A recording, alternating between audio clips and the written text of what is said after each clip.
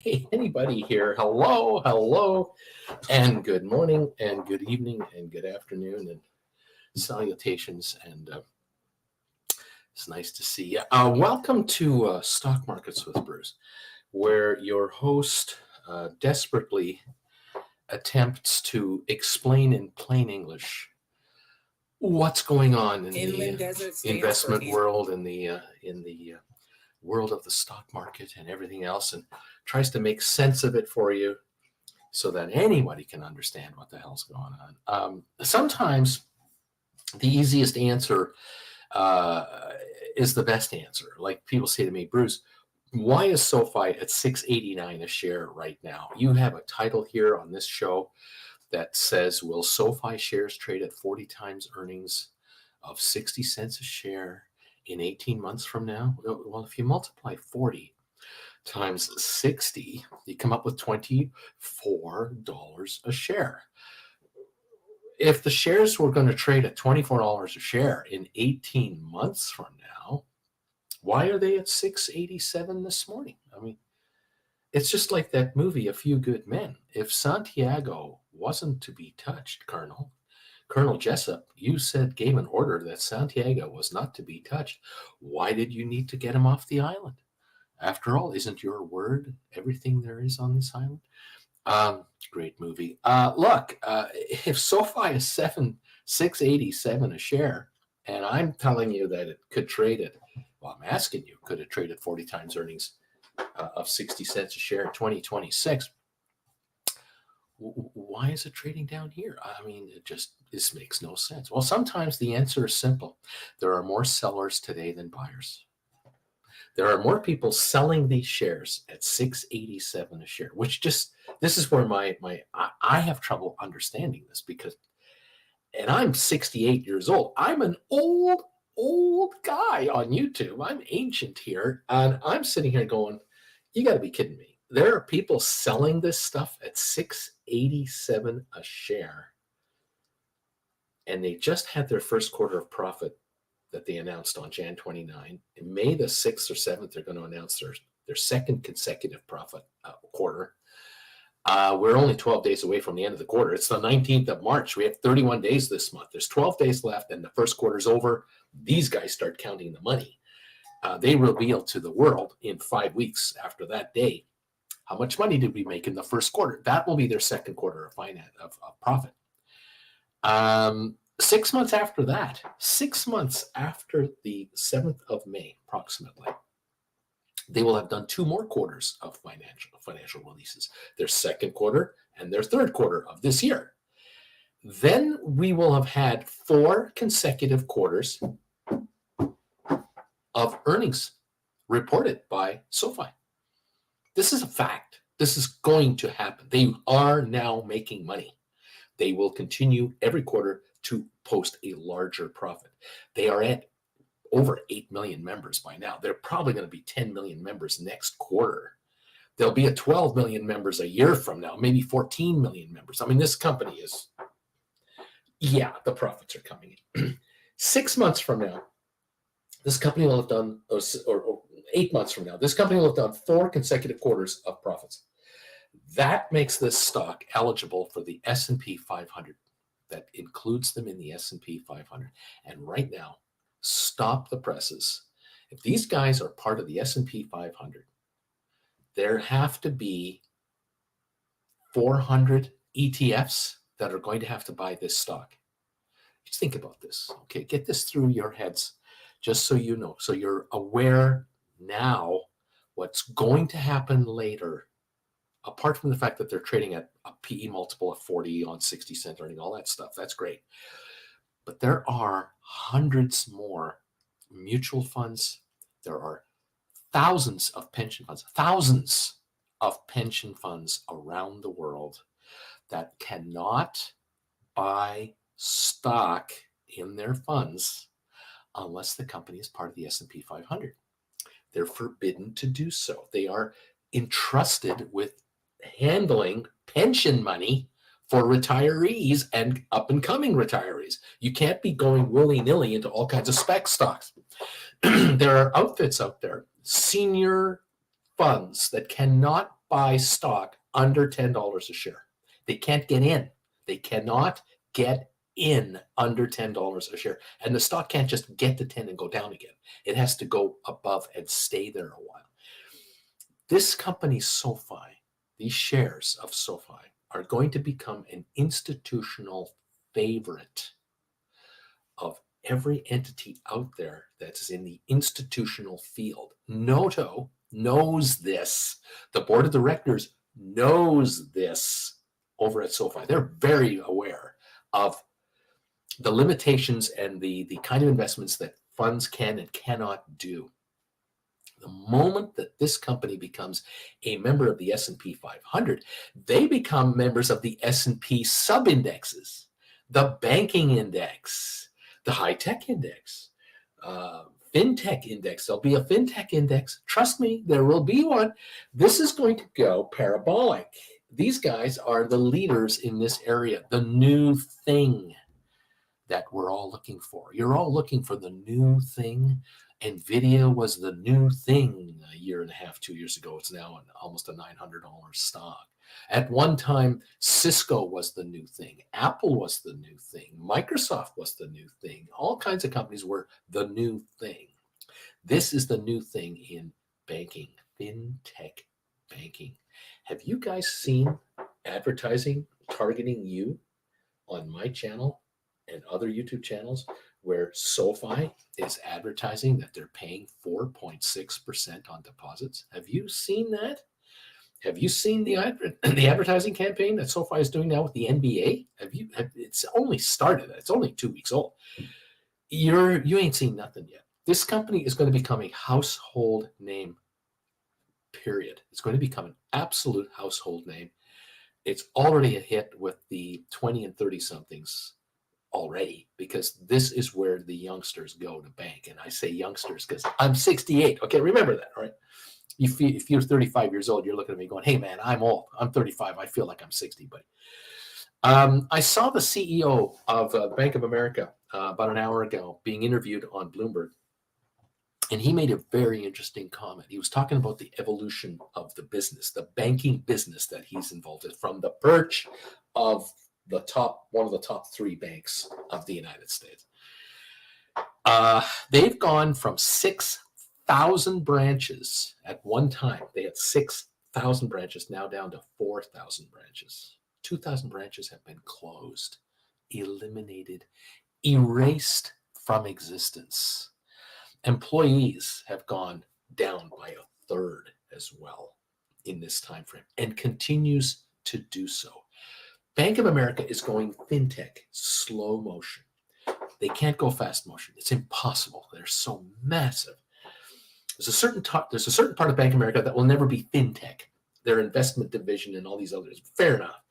But in the retail banking area, they are going fintech banking, no question about it. And so is everybody else. Every other branch you can think of that is a national banking outfit in America. In Canada, the big 6 banks have been closing branches all over the place. Layoffs of staff have been happening for years. The shift to fintech has been ongoing. The problem is that these massive monster institutions can't just go fintech. It's impossible, absolutely impossible to do so. SOFI was never a retail bank. SOFI was never a brick and mortar bank, ever.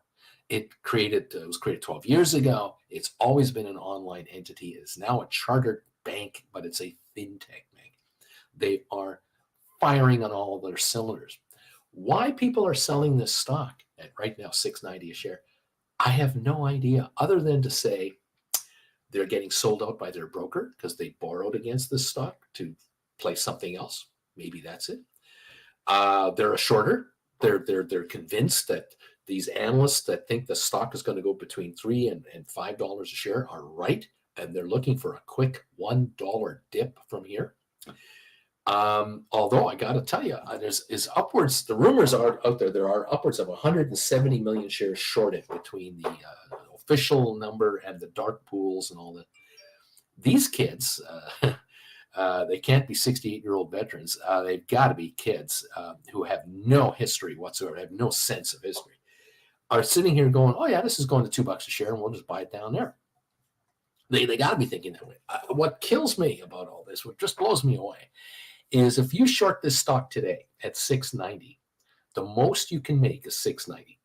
So that's all you can make. You can only make 690. This isn't $690 a share, and it's going to go to $200 a share, and you're going to make $490 a share. No, it's $6.90 a share, and you think it's going to $2 or $3? That's where you think it's going to go. You're prepared to risk unlimited losses, because if this thing goes to $20 in 3 months, you're in trouble.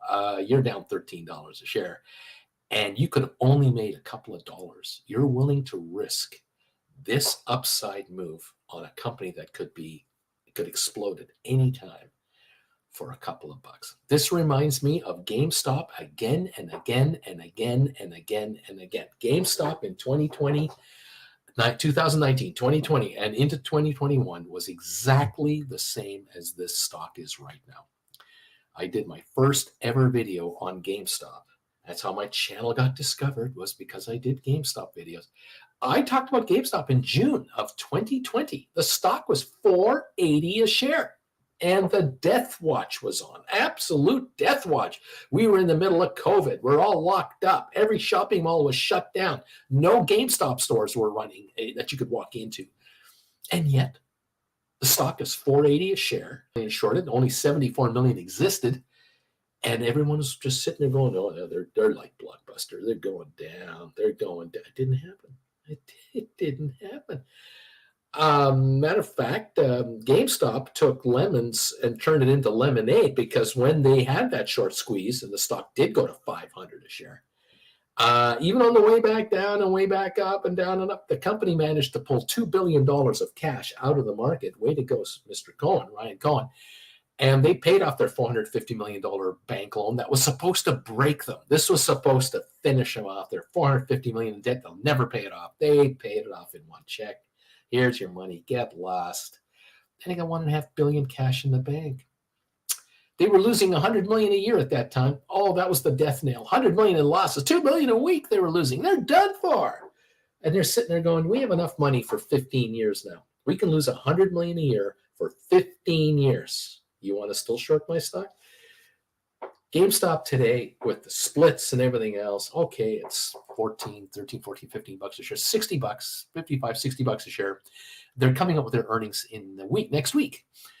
Next week, GameStop could announce for the first time in maybe 7 or 8 years a profit on an annual basis, as Mr. Ryan Cohen has completely cleaned house over there. All that management is gone. All those high officers with their generous pay packages are gone, erased from existence. GameStop could report $100 million profit for the last year. First time in a long time. I don't know if that'll move the market to 20 bucks a share or not. But I've seen this movie before where shorters gang up and gang up and gang up, and they think they rule the roost. They think they're in total control. They think they're king poop. And then something happens. It just takes one session or two, and it all turns around. And it's like, do you like watching those YouTube videos? I love these. I love watching YouTube videos about flash floods. You ever watch those flash flood videos? I love those. Some hikers are out in a mountain pass somewhere, and they can hear rumbling in the distance, and they're going, "Oh, we got to get on higher ground here." And they climb up the side of a channel, and they get way up, and they got their camera going, and all of a sudden, way in the distance, you see logs and shrubbery and all kinds of stuff just rolling at you, and you realize, what is that? It's like a giant ball of vegetation and stripped trees and tree trunks and branches. And next thing you know, behind it is a bunch of water. It's a flash flood bringing all the debris down, and it's just going like 40 miles an hour down the hill, down the mountain. That's what's going to happen here. We're going to have a moment in time where one person or someone else one day will say, this stock's about to go. This thing's about to blow. And when it blows, it's over. and there will be no going back. The flash flood, once that big plug goes past with all that debris on it, that behind it is muddy water, and eventually it's clear water, because the channel behind for miles has been cleaned out with an unbelievable wave of water, and it just keeps going, and you can't get to the other side now. There's no way you get to the other side. So if you're on the wrong side of this trade, you're done for. And I pity, I cringe. That's maybe the word I really should use. I cringe that there are actually innocent, well-meaning, hardworking retail investors who have diligently acquired shares of SoFi over the last year or so, believing in the fintech revolution. And for whatever reason, I don't know what the reason is. Maybe there's a cash crunch in their for personal lives. Things happen, okay? Things happen. But they have to sell the stock, or they read a report. They saw a headline. They saw some kind of a fear-mongering clickbait something that triggered their fear emotion to sell these shares right now because someone said something about dilution or, company's loan portfolio isn't all that great, or lower interest rates will be bad for these guys, whatever the damn headline is. Short-sighted, one-dimensional, shill-sponsored, nasty headline that triggers innocent investors who haven't got a broker. Like in the old days, you would have called me. I would have been your stockbroker, and you would have called me, and you would have said, "Hey, Bruce, I just read a thing about a headline on SoFi. It looks like it's in real trouble. What do you think? You think I should sell it right now?" And I would be begging you. I'd be begging you, don't sell this stock right now. Do not flinch. Don't do it. Fold your arms. I'll keep an eye on it. It's okay. We'll be fine. There isn't anyone like that. There isn't anybody like that out there. These people are out there on their own. They're naked, and they're going to be slaughtered. And there are people right now selling this stock and are getting taken to the cleaners. And I don't know, in 3 months, will it be $10? In 6 months, will it be $10, $15? In 2 years, will this stock be $20, $25? A member of the S&P 500, the darling of Wall Street. It's going to be higher, okay? It's going to be a lot higher. And I just worry that there are going to be people out there who are going to say, yeah, I had a couple thousand shares, but I sold them at $6.85 a share. Yeah, I read something negative about them. And you watch, they're going to crap out. What are they trading at right now? $28 a share. Oh, 10 years from now, I don't know. I can't stand it. It drives me nuts when I see a company of this caliber growing at this pace in this business, and so well run, so well managed. It's going to become so huge, getting hit by pros who make money shorting stock. Hey, I can't poo-poo shorters. They short at one price, buy back at another. It might only be a nickel, might be a dime, might be a quarter, might be $1. But there are innocents being sucked in here at $6.90, $6.85, whatever. They're getting sucked in to sell. And it drives me nuts. But the SEC has allowed the business to evolve to where it is. And the big boys in Wall Street have convinced politicians in Washington to let them handle it. We know what we're doing here in Wall Street. We're being transparent with the public, and we're giving freedom of choice to investors to go about their business and prosper in this wonderful market. Of course, they don't get the insider information that we get, so we slaughter them. But that's not beside the point. And there you go. So welcome to the party, pal. If you're selling SoFi today, I just don't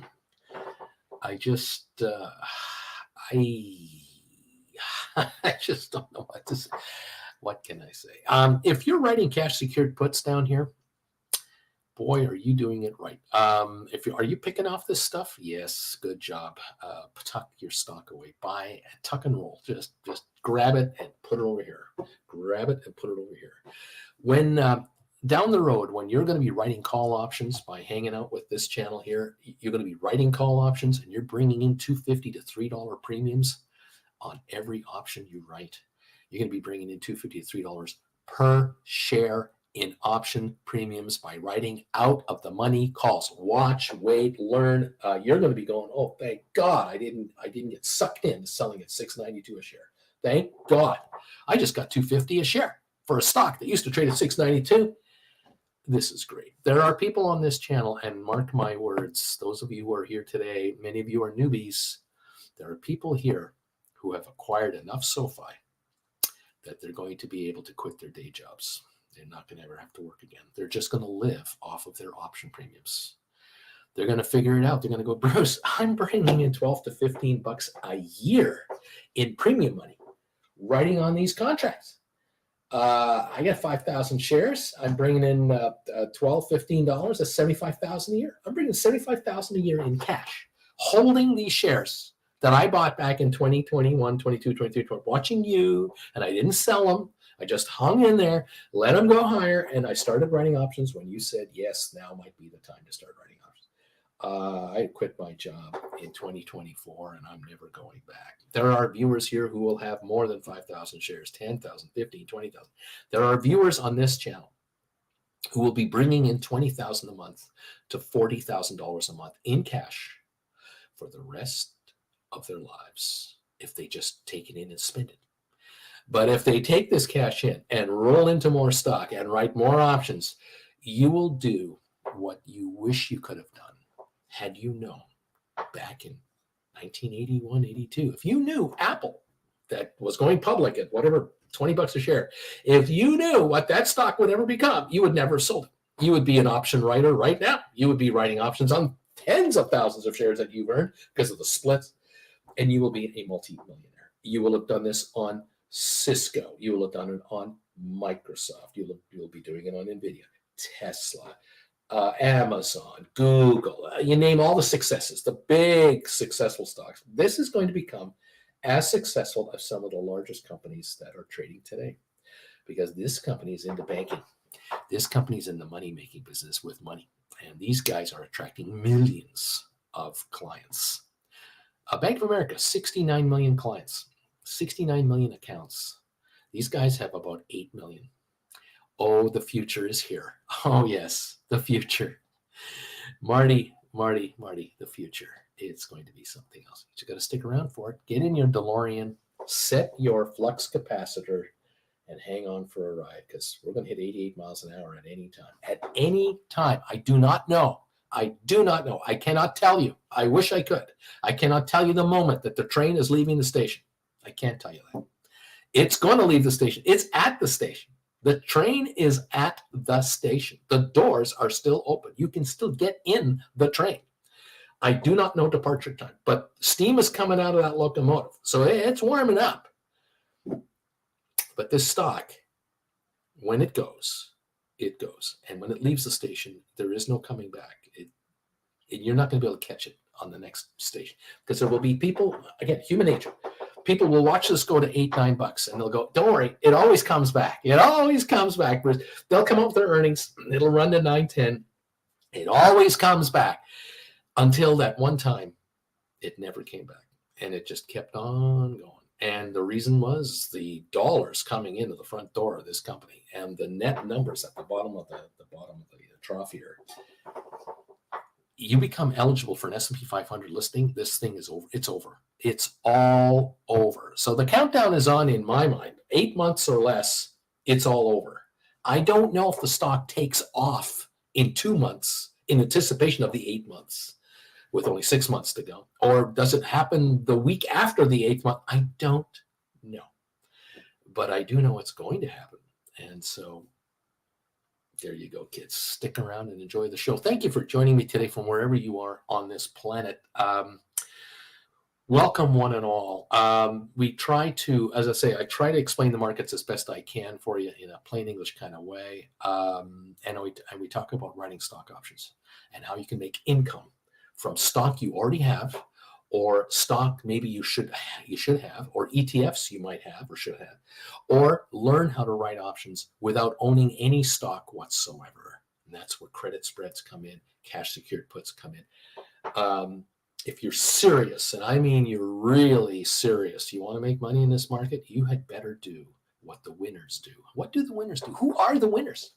Bruce, who are these magical people? Who are these invisible people that apparently are winning in this market and always win in this market? It's pretty simple to figure it out.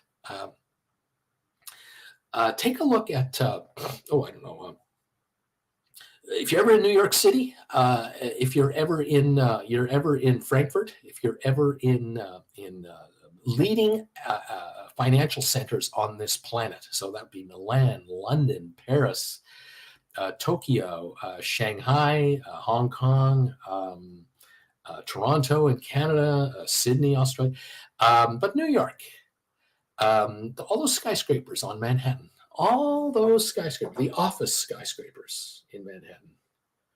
Who's in there? Who? Why would a company have offices in Manhattan of all places? It's expensive as hell. The taxes are killer. The employees that you hire down there, you got to pay them $150 a year, or they can't survive. What is it they do? There are no factories in downtown New York, in Manhattan, New York. There are no factories. There are just offices. Well, who's there? Well, one of the groups that are there are known as institutional investment firms. There are many hedge funds with offices in New York that represent money from all over the world. They manage other people's money. These folks are the most successful people in Wall Street in investing, period. And you can say they're fixing the game and it's all fixed, and they still got to play a game. They still have to play a game, whether it's fixed or not, and they have to win. One way that they win is that by managing other people's money, they charge a management fee to do the service of managing it, and then they charge a percentage on the gains. And this is where you guys see headlines all the time about, so-and-so made $30 million last year. This guy got a $10 million bonus, and you're hearing all these wild numbers. Well, who are these people? Well, they're CEOs of very high-end public companies, and or they're money managers. And the guys who make the most money are the money managers. And the money managers cannot get a $10 million bonus unless underneath them, the 20 people just below them, they all got $1 million each. And this guy gets 10. And below those $1 million each people, another 100 got 200,000 each. This is how this game works. There's a pyramid game to the top here, and there are thousands of these outfits around the world. And what do? One of the things they do, they write stock options. They allow options to depreciate in value, and then they buy them back and write new options up here again, let them depreciate value, buy them back and write another batch, and they keep doing rollovers all the time. They roll over their option positions in stocks that they follow, that they manage, they keep an eye on, that they research, and so on. And they bring in scads of money. Who buys these options? Who is dumb enough to buy an option up here and watch it go to here and then sell it and buy another one up here? Who does the opposite of that? The hundreds of millions of people playing the options market. And I'm guessing it's hundreds of millions. It might be tens of millions. It's a lot.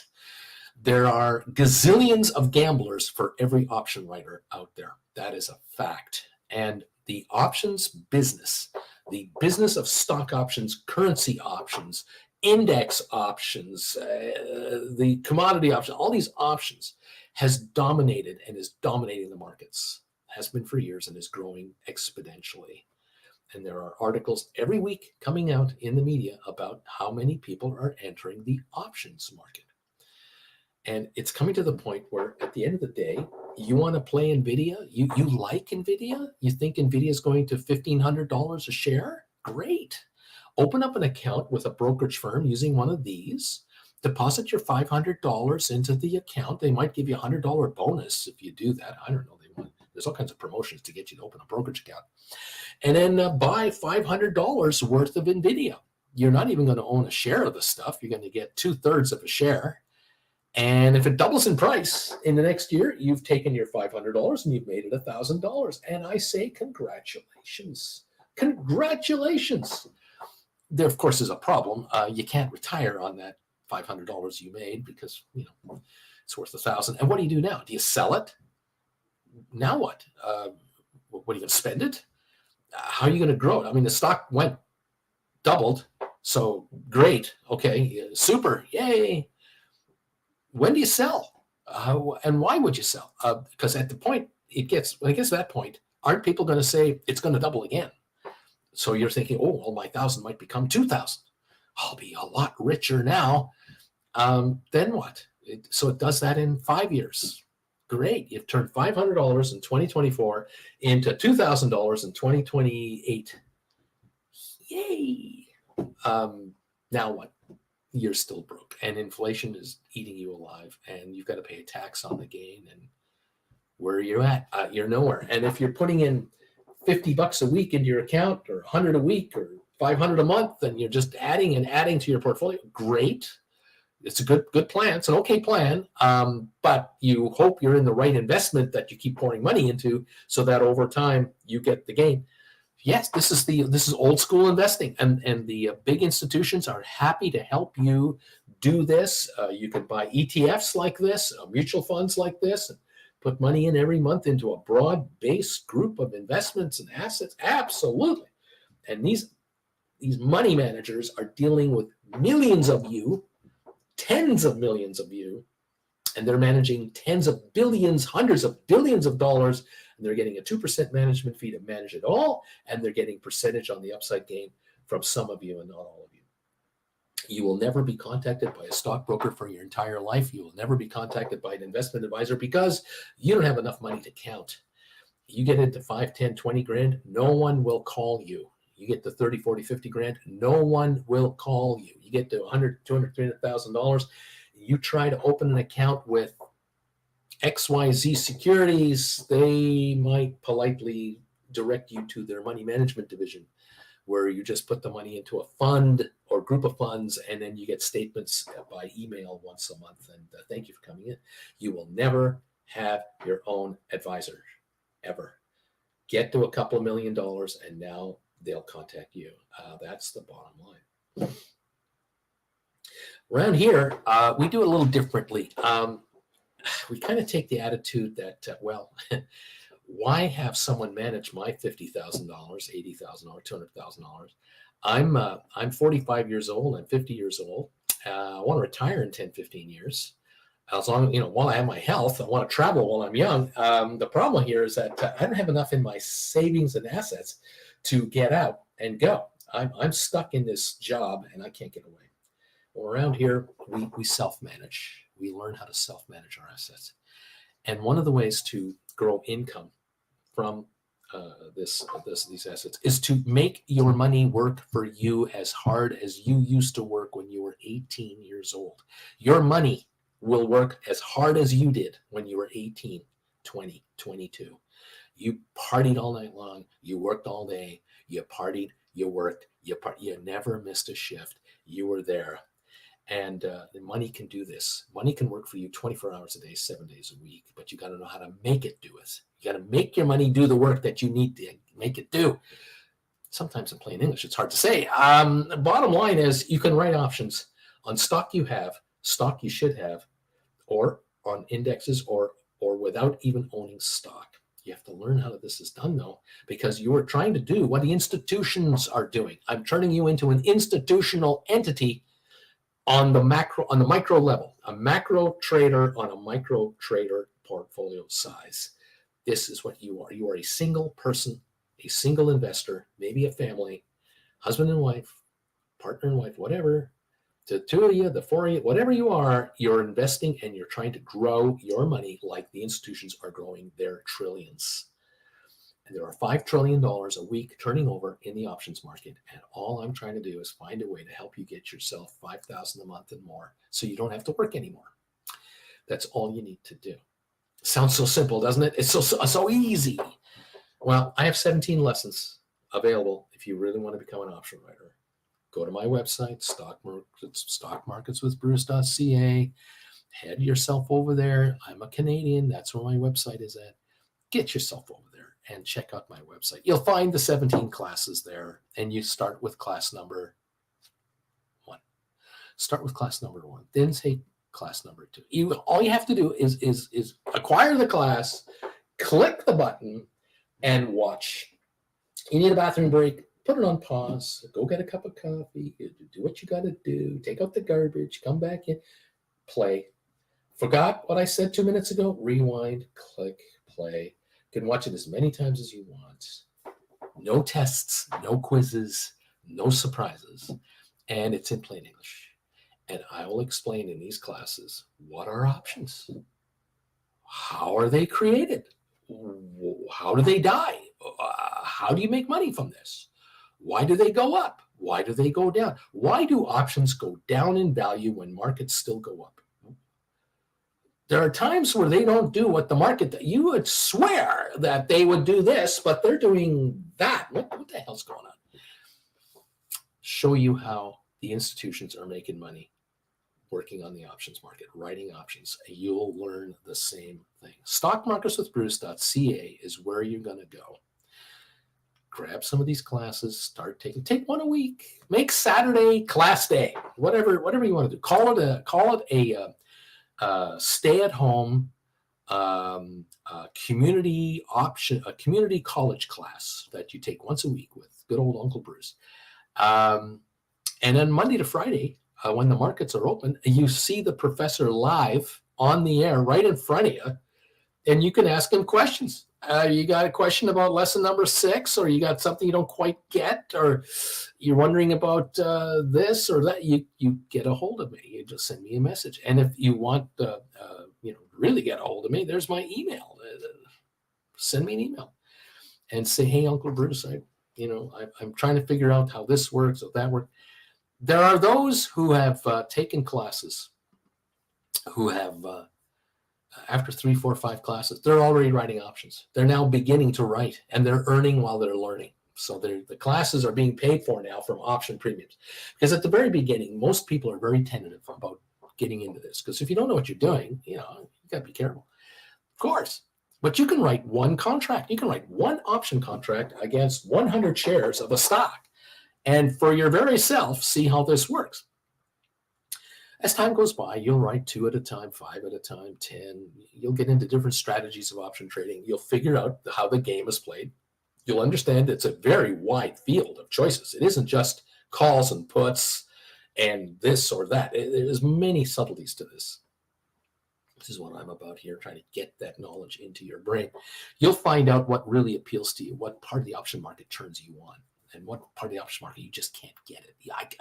I can't figure that out. No, I don't want to do that kind of trading. I'll do this kind. I like this kind of trading. It just works for me. Perfect. That's the best part about it. I'll try to help you as much as I can to make you an independent trader, an independent asset manager, and in effect, what will happen if this works out is you'll eventually quit your so-called career job you have now, if there's much to that career, and you'll replace it with a new career. You're still working, but you're working your assets. You're working your capital. And you're a great boss because you, as boss, do not have to go to an office every morning after commuting for an hour each direction. It's none of that crap. You can do this from the comfort of your own house. You can do this from the comfort of your favorite coffee shop down the street for an hour every day. You can do this from the comfort of a park bench that has Wi-Fi at least, because you're taking a walk every day. You're going for a stroll, and halfway through the stroll, you sit down on a park bench. You got your coffee. You got your account with you, and you're trading this account from that location. You're taking this on an airplane. You are flying to Europe for 3 months on vacation with yourself, your partner, the family, whatever, and you've got this with you. You are in business wherever you are at all times. And when you come home, there's more money in your account than when you left because you're managing your business and your business is always running. This is the new normal that you're going to go into. You're still working. Yeah, of course. You're still working, but you're working for you, which means you're not working. You're now having fun, because the happiest people in the world are those who are doing work that they love to do. They don't consider it work. They consider it challenging. They consider it inspiring. And maybe this is for you. Thank you all for joining me. And those of you who have been taking the classes, you've been signing up. A number of new names are popping up on my lists of new up on number one option, class number one, class number one, class number two, class number three. Here we go. That's telling me, yes, you are buying in. And then I get the questions, the inevitable questions. I'm doing my first option right. Is this right? Am I doing this one right? Is it okay if I do it this way? I'm thinking of doing this option. I'm thinking of doing that. I'm doing my first credit spread. Do you think this is the right price to do this credit spread at? You were mentioning this. I did this. It's telling me you're in. You're in now. And nothing makes me happier when 3, 6, 8 months into the game, people say to me, you have changed my life. You have changed everything around here. We don't think the same anymore in this household. We used to be really depressed around here. My wife and I were like down in the dumps because we thought, oh God, we got to work 20 years to get out of this hole that we're into. And all of a sudden you showed up. I don't know how we found you, but we found you. And we started writing options on these assets that were just sitting there, these dead money assets we've had for years. We're taking over control and we're making them perform. I cannot believe how much money I can make with my money. I can't believe it. And you have helped us knock off credit cards, car loans. We fixed an old car. We got a new fridge. We got this done. We got that done. The kids are going to dance class again. This is happening. This is happening. We're planning a vacay. Boom, boom, boom. I see a future where both of us aren't working anymore. It's in front of us. It's happening. It's coming right at us because of this channel, because of these classes, because of this option writing technique. This is unbelievable. I can't believe it's legal. I can't believe I'm allowed to do it. And not only banks and insurance companies and ETFs and mutual funds and massive hedge fund operator. I can't believe that I also can do what they do. Really? I'm allowed to do this? My God, I had no idea. And then I get the comments. They say, we've opened up an LLC. We have a holding company. We've got a limited corporation. We do everything through that now. My wife takes a salary from the company. I take a salary from the company. The kids get a salary from the company. None of us pay tax because our auditor, our tax guy, has helped us structure our life so that we pay the least amount of tax. And because we're running a corporation, guess what? Corporations are loved by our city, by our county, by our state, by our country. Corporations are loved by politicians. People are hated and despised and are feared by politicians. Corporations are loved. We're finding all kinds of write-offs we didn't think we could write off. This is fantastic. A portion of our mortgage is being paid by the corporation, and that's a deduction. A percentage of our utility bill. We bought new computers. Well, we all have new cell phones in the house. We all have this. It's all a write-off. I can't believe all the write-offs were allowed. I don't even need to earn as much as I used to earn at my job to have the same lifestyle as I have now, because everything is a write-off first. What I pay in taxes on capital gains, I have to make a whole ton of money before I have a capital gain tax problem. As an employee of Joe Schmuck's burger stand, I get deducted taxes at $15 an hour. I get deducted taxes. This is bullshit. Yeah, welcome to the party, pal. If you're a worker, you're screwed. You're at the bottom of the heap. You're the one that everyone can pick on because you can't get out. You can't get out from under that thumb. But as a corporate entity, this is a whole different ballgame. It's a complete different ballgame. I'm just trying to get you to the front door. If I can get you to just come into the lobby and look around a little bit, and then pick which elevator you want to run. Welcome to the party, everybody. It's great to have you here. I'm so pumped about what's happening here. I hate weekends. I love them because I need them, but I hate them because we're not trading. This is normal around here too. So many of my viewers can't stand Friday nights. Can't stand it. got to wait till Monday to trade. And on a holiday, they can't trade till Tuesday. Oh my God, I can't trade till Tuesday.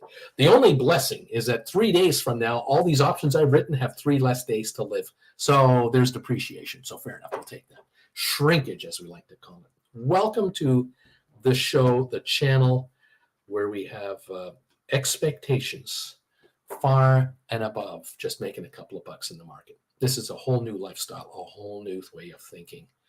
And for some of you, you'll never get it.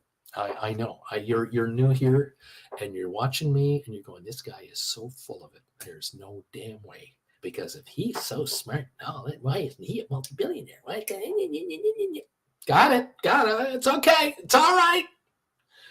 There are many others out there you can go and watch, and many other YouTubers you can try to follow, and all kinds of highfalutin people on CNBC that'll tell you how to manage your money, and you do what you do best. But if you look into what we're about, you'll figure out, geez, there's only 346 people watching this guy. It's not like he's got 100,000 following live. This ain't no Joe Rogan, but boy, those viewers of his who are commenting over there, they seem to be pretty well, for the most part, kind of happy about being here. And after you've been here a week or two, you'll figure out who the regulars are. You'll figure out what the regulars are doing. And if you really want to find out if we're real or not, and I mean real or not, get off your duff. Open up a brokerage account through one of these platforms. They're free. Some of them will give you free stock if you send them $100. I don't know. You figure out which one. I'm not sponsored by any of these outfits. Open an account. You can do a practice account with these outfits. Some of them will let you do options trading on a practice account. Okay. And why don't you just follow what my viewers are doing? And you'll see them tell you, I just wrote these contracts, Bruce. And then a week later, 2 weeks later, I just bought these contracts back, Bruce. Do those trades and just see if they work. You don't have to believe me. What do you believe me for? Check it out. If someone says here on this show, Bruce, I just wrote 10 contracts on AI. I did 10 AI cash secured puts, $25 each. I got $3 on each of them, or $5 for each of them. And then a little later, they said, I just bought these back for $3. You can verify if that's real or not. You already did the trade when they did the trade. You did it in a pretend account.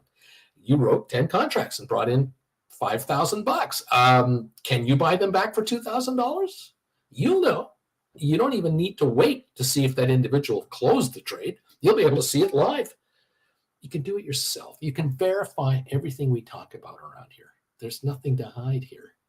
So, and if you're doing that, at least you're taking a look at it. If you're not even doing that, you're being skeptical, then it's okay. It's all right. You can be as skeptical as you want. You move on with your life, go where you're going, do what you're doing. And God bless you. We'll survive. It's okay. We're going to be okay.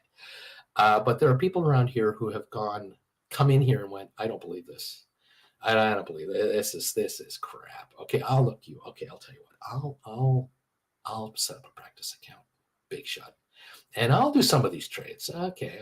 And it took months. It didn't take a week. It took months for you to finally go, well, I got to say, had I written those, if I'd done that credit spread that he was talking about on NVIDIA when the stock was $740 before the earnings, if I'd written those 610, 630 cash secured puts like he suggested, I could have brought in a credit from $2.80 to $4, roughly in that range. The shares did come down to 660 for like a minute, and then the earnings came out and they went to 800 a share. I tell you, they died worthless. Those contracts died because they ran out of time.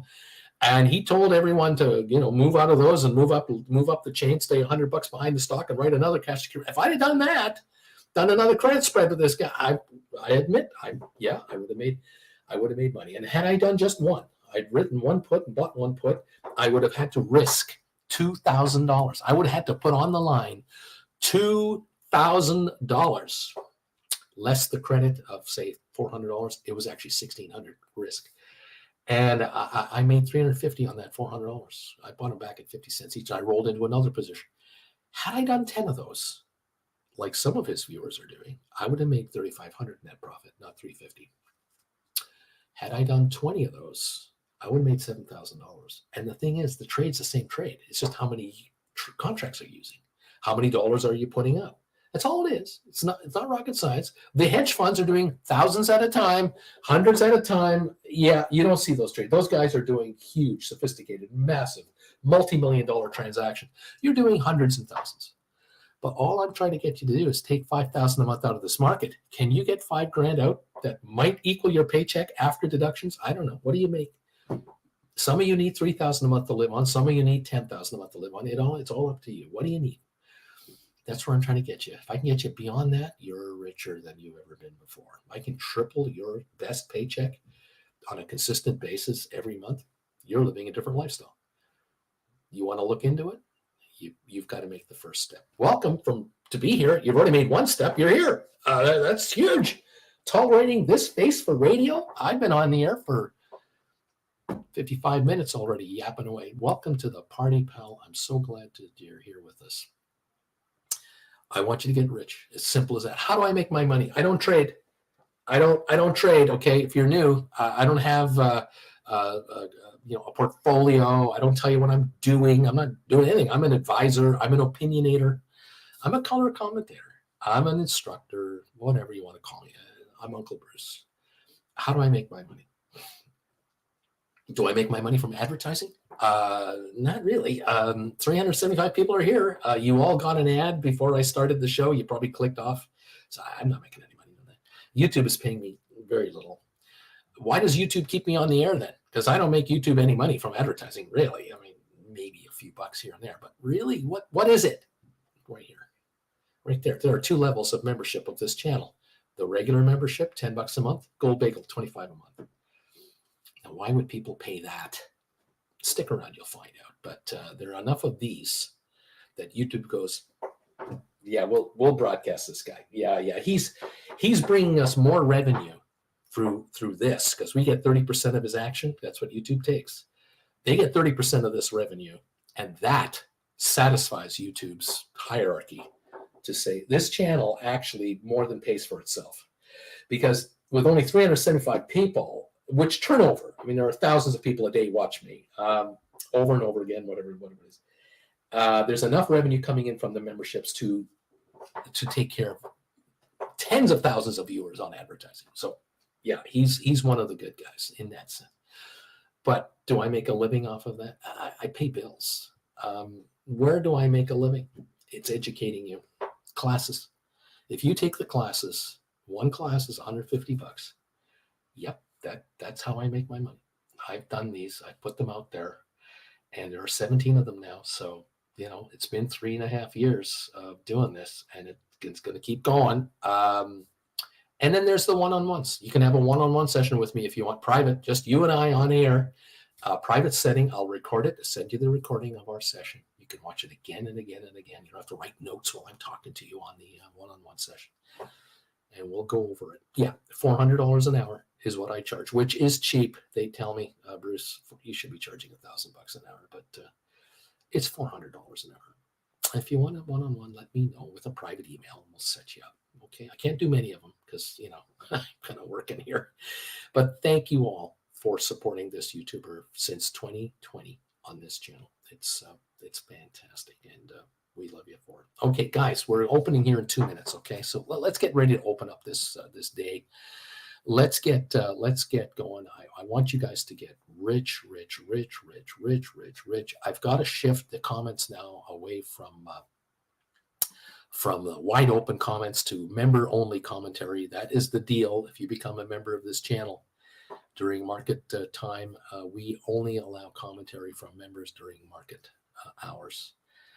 There's some benefit to be a member. There's benefits. Absolutely. Membership has its privileges, they say. Isn't that American Express coined that phrase? Membership has its privileges. Thank you so much for joining me and following me. It's a pleasure to be here. Jennifer and I, my Jennifer Aniston lookalike wife and I, thank you so much for being part of this family. 160 thumbs ups have come in already. Please hit the thumbs up button if you can. Hit that poll question. There's a poll question today. I occasionally like to bring one of these up. Today's poll question is, a year from now, I think SOFI will be trading at $10 a share, $15 a share, $20 a share, or 25 plus per share. There are 407 respondents so far for this poll question. Now 410 respondents. At $10 a share, 27% of you think a year from now the stock will be trading at $10 a share.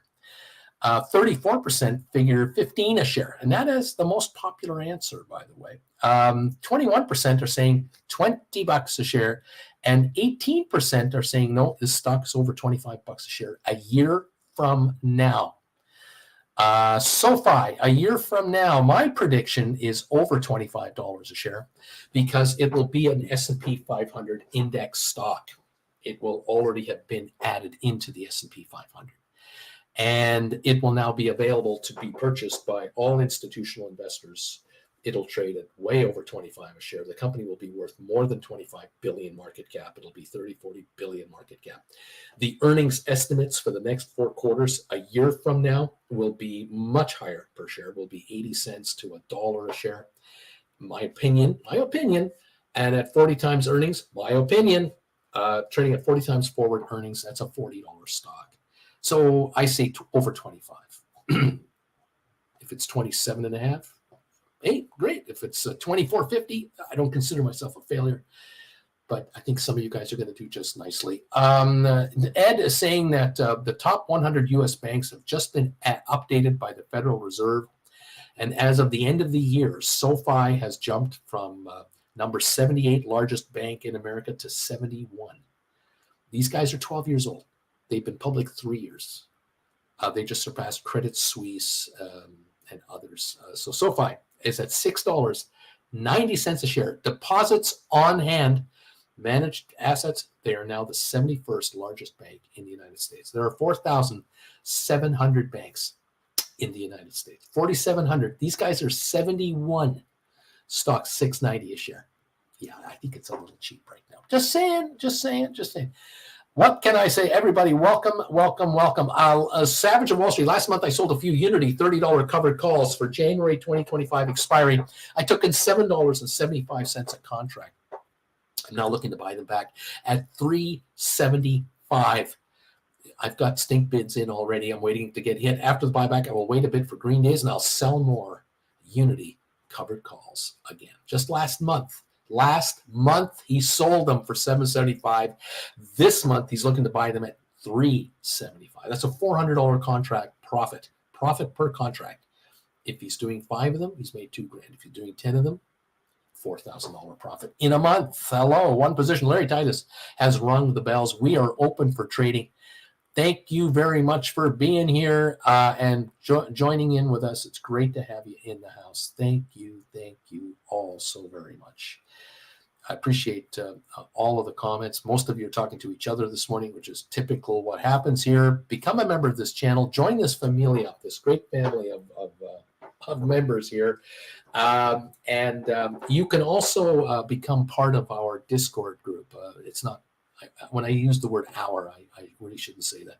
You can become part of the Discord group that I'm not a part of. It's your Discord group about this channel. Become a Gold Bagel member. Send me an email and say, Uncle Bruce, I just became a Gold Bagel member. I'd like to join the Discord group and hang out with these guys when you're not on the air, because we talk about all kinds of trading ideas and everything else. Option writers hanging out with option writers. Send me a private email. Say, I'd like to. I will then get you a link to get you on your way to joining the Discord group. Okay. Thank you all very much for joining me today and every day that you're here. We have now got a thumbs up meter showing 170 thumbs ups. Thank you all. We have 424 people responding to the poll. A year from now, I think SOFI will be trading at 10, 15, 20, or 25 plus. The leading answer, 15 a share. In a year from now, 34% feel that that's the answer. 27% think at $10 a share. 22% say 20 a share. 17% of you think $25 plus per share. Very interesting poll results so far today. Thank you all for joining us. Welcome to the party, pal. It's going to be fun. Let's see what's going on here. GameStop again on a bargain, says Blair. Richard Carlin acknowledging the Knights of Neat this morning. Octavia at 168. Hector, neat. There you go. And 697 on the SoFi shares, down 11 cents. At the moment, we just opened up here. We'll see how this first 10, 20 minutes goes. I see the Dow up about 75 points. And stock market performance under Biden has now surpassed comparable Trump years. The headline. I find that rather amazing because during Trump's presidency, inflation popped up because of the opening of COVID. Interest rates went up because of inflation. The housing market really backed off in volume and whatnot. We have two wars going on simultaneously right now, Ukraine, Israel. And yet the stock market's return are better under Trump than under Biden than Trump. Go figure. Sleepy Joe Biden, go figure. Aspire just broke $15 a share, Bruce. Watch it go, baby. Melvin is here. Neat. Welcome. We're only up 3 points on the Dow at the moment as everything is filtering through here. So forgive me if the numbers are jumping everywhere. I now see a 10-point gain on the Dow, 12-point loss on S&P, 88 on NASDAQ, oil up 26 cents a barrel. That's what I'm showing at the moment here. $6.99, $7 on your SoFi, down 8 cents. GameStop, $13.82, down 9. Rocket Lab is up 4.5 to 404. Spire is now $16.32, $16.32, up $4 a share on Spire on 242,000 shares. That is the story. Partnership with NVIDIA to advance AI-driven weather prediction is the reason. And there are more shares available now to trade than before because 833,000 just became available in the 12 neighborhood last week. Interesting. Spire 1632 says Pat Man. Good morning. Number 176, thumbs up from Selma House, Upper Marlboro. Welcome all. 22-point gain on the Dow. Adobe down 294 at 510.92. Not much of a dip here. NVIDIA at 866, down $18. NVIDIA was as low as 860. It's now 866. The high so far, 877. We'll watch for that. Uber is down 50 cents at 75.20. SoFi, $6.99, $7. We got GameStop, $13.73. Rocket Lab, $4.03. AI down 48 cents. Spiders are down 130. Google's Qs are down 277. Spire 1566. Going to jump around like crazy here, up 338. Apple is down 9 cents. Enphase down 56 cents. AMD down $7. Netflix down 740. Tesla down 293 at 170.87. We've got Unity down 38 cents. Google down a dime. Moderna down $1. Cisco down 15 cents. Pfizer down 14 cents. IBM down 45 cents. HPQ down 18. Slight losses here. Microsoft down 44 cents. These are nothing burgers. Market does not want to go lower. Amazon down 15 cents. Home Depot up 290. Vanik down 324. Goldman up $1.06. Boeing is up 85 cents. Facebook, Meta, 484, down 12.20. Target down 68 cents. JP Morgan up 46. Costco down 74 cents to $730 a share. This is a nothing burger. Walmart down 26 cents. Disney down 24. American Airlines down 2. AMC down 2.5 cents. DraftKings down 51 cents. Royal Caribbean down 17 cents a share. That is what we got going on here. We've got a market up 27 points on the Dow. We're down 14 on S&P, and we're down 110 on NASDAQ. Welcome to our party this morning, everybody. It's great to see you all here. Keeping an eye on Spire today because it's having one heck of a time here. Most interesting, to say the least. All right. There we go. Okay, there we have it. We've got the Dow now down, up 33. The Dow has climbed now 33 points. Adobe down 138 only. NVIDIA down 23 at 861. Spire now 1602, as it is now really volatile, but it's definitely got some up vibes at the moment. Savage Wall Street. I think the world and Wall Street, just like Biden, better. He's just a better president. The proof is in the pudding. Dark Brandon strikes again. Meanwhile, Trump can't afford to post a bond. Charlie, that's the secret. Baby Sophie, I should mention they're teaming up with NVIDIA. That would pop it. Big T, will Spire ever resplit their stock? I can write cover calls on 8 shares. I don't think so. Not for a while yet. At these levels, at $16 a share, it's worth $2 a share before the 8-for-1 rollback. They had to roll their shares back 8-for-1 to stay listed. They did the right thing. They made that move. They've made some very good moves in the last 3 months, going from $6.50 a share now to $16 a share. And I expect the stock to go higher yet.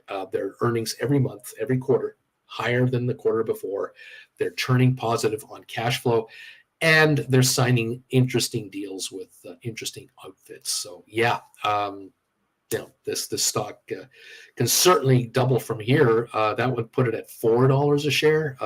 Still, 60% off from where they came public at. So yeah, there's upside here, of course. When, how far, fast? I can't say. I mean, 16.20 today. Did I predict this yesterday? I did not.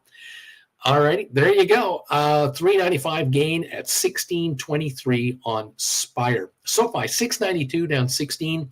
GameStop down a quarter at 13.66. Rocket Lab up 3.9 cents at 4.03. Nvidia 8.57.64 and Adobe at 5.12.53. Nvidia, you want to look at doing put credit spreads. 740, 760. 720, 740 in that neighborhood. Very comfortable place to do those. Adobe, if you want to do credit spreads there, you want to look at 440, 460, 450, 470, 475, something like that. But nothing higher than that. I would stay behind that if I could. 1708 on Spire. Just hit $17. Dude, Bruce, thank you for everything. Stephen Butler, number 175. JR, good morning, Bruce. 121. Let's go, SoFi. And Cuz number 2. Everyone is saying hi to everybody else. We're now up 62 on the down. We're improving here. The S&P is down just 15. NASDAQ still showing a loss of 132. Adobe only down 76 cents. This is going to go higher. Nvidia now 8.55. Spire 17.16 up 4.88 a share. SoFi down 17. GameStop down 29. Early days, early session. Oil up 30 cents at 83.02. Concerns about the Russian supply of oil because of drone attacks in Russia by Ukraine. Very effective. Apparently 7% of Russia's oil flow is offline. They don't want to talk about that, but Ukraine is hitting them where it hurts. Interesting. And anyway, we'll see where we're at here. Adobe just went green, everybody. We're up 73 cents now, $514.59. Do not be surprised if Adobe continues to run up. It had a $77 drop on Friday. It had a $20 pop yesterday. There could be another $10.20 today. Could be. We'll find out. Nvidia down $30. Spire now $17.40, up $5.13 a share. Spire volume 773,000. I haven't seen volume like that in a long time. $17.40 a share. I have $17.89. The magic word was Nvidia. The magic word, Nvidia and Spire. $17.68. Undeniable that Nvidia and Spire are partnering on weather forecasting technology, AI weather forecasting. And so, yeah, this is Spire's wheelhouse. This is what they are about. And with Nvidia involved, I don't know how financially, if there's any kind of involvement whatsoever, I have no idea. $17.90 now on Spire, 1808 on Spire, 1808 on Spire. Okay. Richard is going, this thing has done triple the daily volume in 12 minutes. That's right. Cindy B, wish Spire would open up more options. I need to roll. Yeah, it's possible that more will open if this stock continues to run and trade, but I have no answers to this. I cannot, I can't answer that question. We're at 1808, 1810 right now on Spire. We'll keep an eye on it like we do. We'll just watch it. All right, SoFi 689. The low on SoFi today has been 685. The opening volume in 13 minutes is 5.2 million. It's not that heavy. It's average, what we've been doing lately for SoFi. Too few shares for options, says Richard. Yep, they had that release of 833,000. I don't know if that's going to make a difference. I can't say. Luca, greetings from your number 184 thumbs up. I'm off to Oslo in a couple of hours. Luca, on the road, buddy. Good to see you, pal. Keep it going. Well done, buddy. We're up 60 on the Dow now. We've got S&P down just 15 now, and NASDAQ still down 139. Okay. Let's go. What else is happening here? Adobe down 53 cents at 513.33. Now it's up 14 cents at 514. There you go. We're down 29 on Nvidia at 854, 855. 1730 on Spire, back down to the 17 level. SoFi 691 up a little bit again. GameStop still at 1358. Rocket Lab broke $4, $3.99 on Rocket Lab. $4 cash secured puts, an awfully good idea. Go out as far as you can. Take the money. Absolutely. AI down 80 cents at 28.27. We've got Qs and Spider. Qs and SPYs are lower. SPY's down 155. Q's down 379. Uber is down 128 to 74.42. Apple is off 65 cents or so. Enphase down 150. AMD down 940. Netflix down 930. Tesla down 395 at 169.85. Okay, Marcus, number 186. Good morning to you, Uncle B. Thank you for these thumbs ups, guys. Keep them coming in. Thank you. We got ATIP up 12 cents. Unity down 71 cents. This looks good for Credit Savage. He might be able to buy his calls back for even less than he thought. Google down 77 cents. Moderna down 36. Luca in Oslo. I'm so jealous. Enjoy it. Take the King train to Bergen. So worth it. Very beautiful. It ain't a vacay. It's not a vacation for this man. He's working over there, but hey, it's not a bad gig to be traveling to Oslo for work. What else is going on? Cisco down 1 penny. Pfizer down 8 cents. IBM down 75. HPQ down 23 cents. We have fractional losses. Nothing serious. And the Dow is now up 72. These markets are actually coming up. They're actually rising right now. Slow but sure. Amazon is green. It's up 15 cents. Home Depot up 4.98. Vanex still down 4.84. Goldman up $1. Boeing up 71. Meta still down $13 at 4.83, but it was at 4.81. Little bounce back there. Target is down 37 cents. It's come back about 30, 40 cents. Nothing serious going on over at Target. JP Morgan up 41 cents. Costco's now up 15.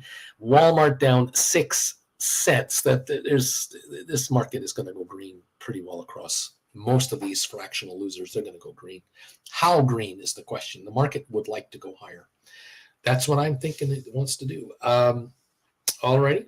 Interesting. 686 on SoFi, down 22. That's a stock not going up. Someone, unfortunately, is being convinced to sell the stock at 686. It might well be someone that thought for sure it would go to $10, $12 quickly, and it didn't happen, and now they're giving up because they're traders, they're day traders, and they're not getting what they want. On the other hand, it could be down here because day trading short sellers are shorting at 694 and buying at 685, trying to pull these 5-10 cent spreads into their pockets. So far, they're successful, but a snapback rally is available at any time. Sooner or later, the stock drops too far, too fast, and then it pops $2, and we're at $8.85 a share. That's just how it's going to go.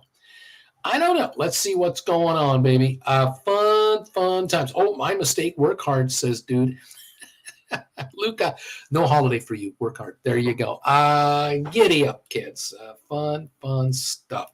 1789 on Spire. 1789 up 561 a share on 1.6 million volume on Spire. The highest volume Spire has had in a long time.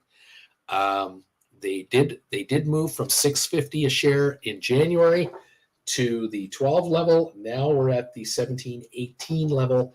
The special magic word of the day NVIDIA in a press release is all you need. It doesn't hurt. It doesn't hurt. Anyway, they're gaining on a partnership with NVIDIA to advance AI-driven weather prediction. That is the headline. A second headline, 1832 on Spire. It's up $6.04 right now. Splares, you know what? 680 on SoFi, 1350 games. I just should keep sleeping. I should sleep. Yeah, dude, it's only bountiful, says Luca. There you go. Yep, it's all good, buddy. Have a great trip to Oslo. Make lots of money, get richer, and keep the drive alive, buddy. This is fantastic. Well done, sir. 1843 on Spire, 1843 right now. Okay. All right, a week from today, GameStop releases their financials. What are they going to say? They're at $13.52 a share. I suspect GameStop will release profits. I think they're going to have a profitable last quarter. That's going to make them profitable for the full year. I just don't know how much. Is it 50 million? Is it 100? They're making money on their money, 1.2 billion in cash. They're hauling in probably $5 million a month in money in interest just on the money they've got. They've cut their expenses way down, and their sales are holding up. I suspect they've turned the corner, and maybe they produce a $100 million profit for the year. First time in a long time. What will that do for the stock? I do not know, but I can't see it going lower. Just wondering. Judge, SoFi cash secured puts 20 contracts for January 2026. These are the $7 cash secured puts. I just got $225 for them. That's $4,500 in cash being handed to Judge. If he were to be asked to buy those shares, he would be buying them net price $575. Nice going. No. $475. Pardon me. He'd be buying them for $4.75 a share. That's a pretty good price to pay for this stock. If you had to buy it, Spire will be hitting the max option price today at this rate. Splair, at least my GameStop $16 call is $20 in the green. Splair, or 20 cents. Way to go, Splair. 1820 on Spire. 1820 up 592. Very good day over there. Quite a good day. SoFi 684. The low volume, low trade 682 now, 7.8 million. And SoFi just seems to be dropping in pennies. But when it pops, it goes up in nickels. I've been noticing that too. We're drying out of stock, I think.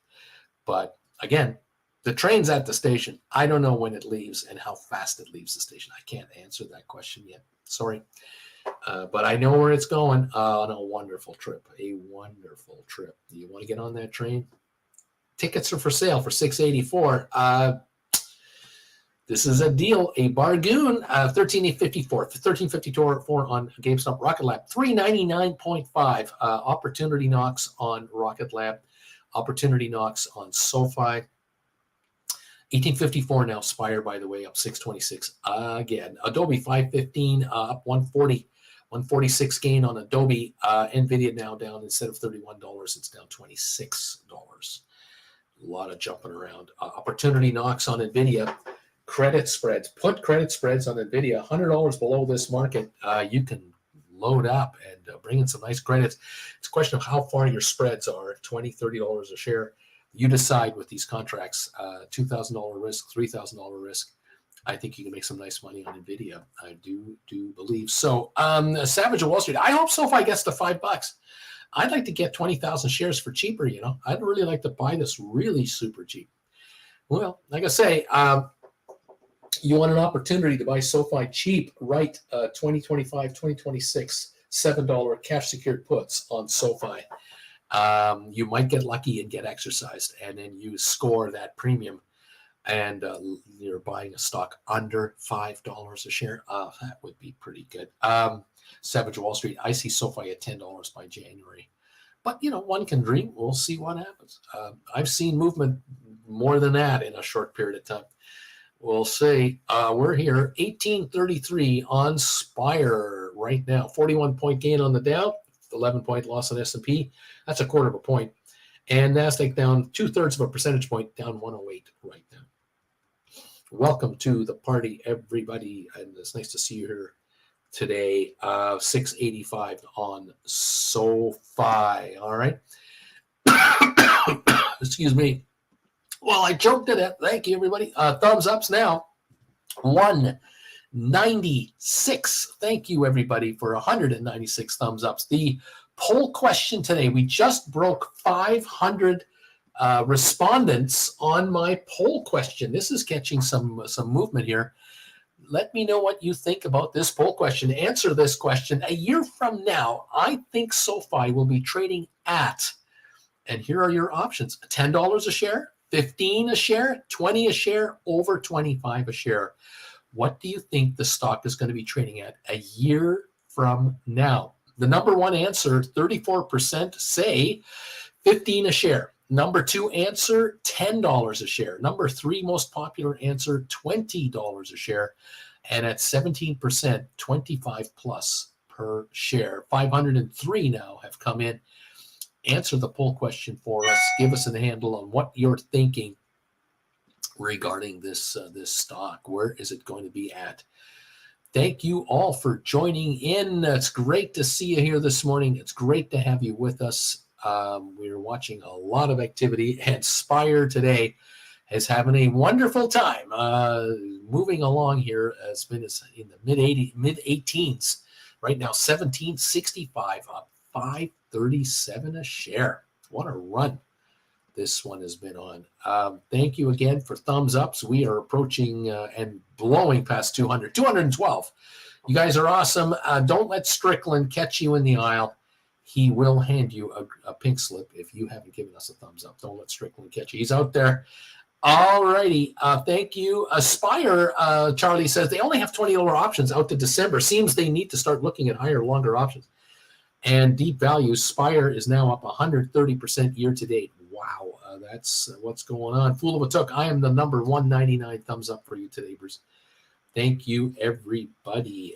Yes, the Spire shares are up, but the options chains have been kind of shut down. They just aren't being expanded. They're not being added to. The question here is, if the shares trade enough volume and the shares trade at enough of a price, contracts could be brought in. But I don't know how this works. I don't know what the structure and the routine is.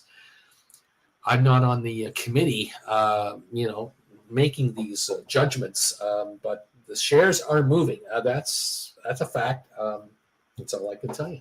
1757 at this moment in time on SOFI shares. All right.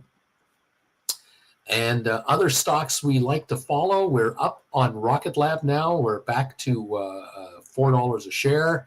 Looks like 401. SOFI still at 686. GameStop at 1360. Matterport down 4 cents at 179. Unbelievably cheap there. 23andMe at 46 cents. Spire at 1751.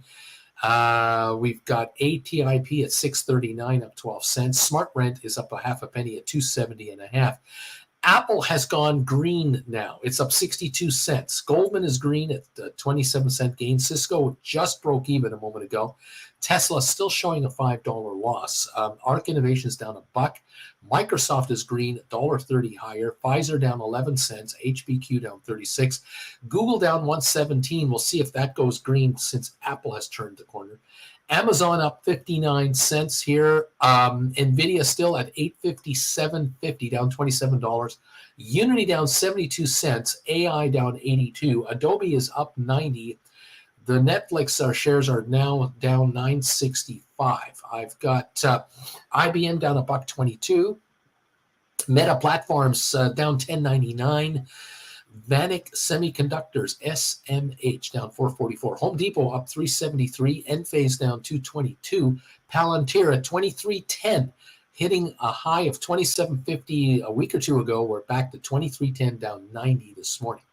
Uber down 90 cents and Coinbase down $18.23 at 221 after hitting a high of 271 10 days ago. We've lost $50 a share on Coinbase, just to give an idea of the volatility of that stock tied to cryptocurrency values. Scary stuff. 685 on SOFI right now. All right, everybody. thank you all for joining the party today. It's great having you. If any questions for me, let me know. You got any option positions you want me to comment on? You know how to find me. We'll do what we can. Thank you all very much. By the way, tomorrow night, Wednesday, 7 o'clock Eastern time, if you're a Gold Bagel member of this channel, you're joining me tomorrow night if you like. Live, primetime live with Uncle Bruce, only for Gold Bagel members tomorrow evening. Come on by after the hours or after hours trading is just about done. And we talk options and stocks. Wednesday, primetime live for Gold Bagel members only. One of the perks of being a Gold Bagel member. Don't forget also 8 o'clock every morning, Gold Bagel Trade Alert Show just for Gold Bagel members, 8 to 8:30 every morning. 8:30 on, we start this show right here. Welcome all of you to this broadcast today, wherever you are. Let me know where you're watching me from. Where are you? What countries are you in? I love reading people's comments about where they're from. Aspire now 1645, giving a little ground back, kind of expected. We're up 150 on Adobe, up 66 on the Dow, 684 on SoFi, and GameStop is 1357, down 36 cents. Rocket Lab now 402.5, a little higher at the moment, just a little better. AI down 81, and we got Uber down $1. Apple up 73 cents now, definitely gone to the green side over there. Rock and roll kids, welcome to the show and the party. Nice. Okay. Sold for Spire December 24, $25 for $4. I used the premium to sell puts on SoFi. Let's go. How about that? Thank you very much, they say. Just brought in $1,600, and now you're writing cash secured puts on SoFi. That's leveraging your dough. Why not? Yeah, giddy up. Do you mind being taken out at $25 a share plus $4 a share on Spire? That's $29 being taken out. You can always buy them back if you get taken out. Nice going. 1647 on the stock. You just rolled $25 contracts. 850 out of the money for December. That's nice. That's a good trade. That's a nice little 9-month trade right there. That's pretty good. Yeah. Hey, give the option buyers an opportunity to give you money like this. Give me $4 for a contract for stock. That's $850 out of the money. Let's play this game. Oh my gosh, yes. Use the $4 for whatever you want right now. Why not? Right, SoFi put cash secured puts. Yeah, sure. Nice going. A little chaos can be done.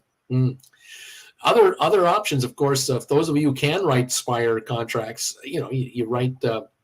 You can write credit spreads. Maybe. I don't know if you can. You'd have to look the chain over. Can you write? You can certainly write put credit spreads on Spire, I would think. I'm not sure what kind of credit you can get, but you can certainly look into that. But for those of you writing calls on Spire, if you're writing $25 calls and getting $4 each, you write enough of them, in this case, Little Chaos, could have theoretically bought 100 more Spire right now and written another contract. He could have done that. But however you want to play this game is good. It's all good, not a problem.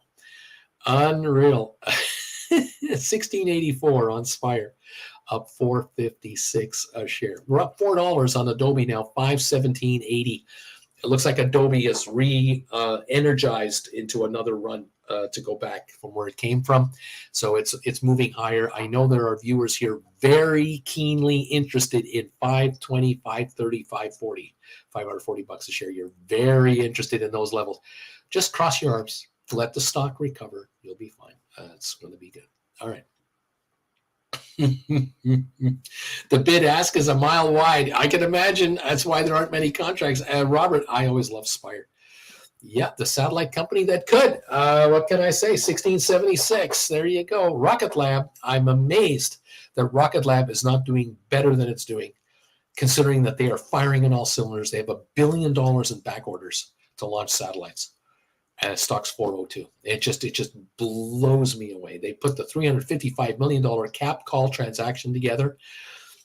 I go like this. I don't know. I don't know what's wrong with the market to not have Rocket Lab go to $6-8 right now. That's what I'm doing.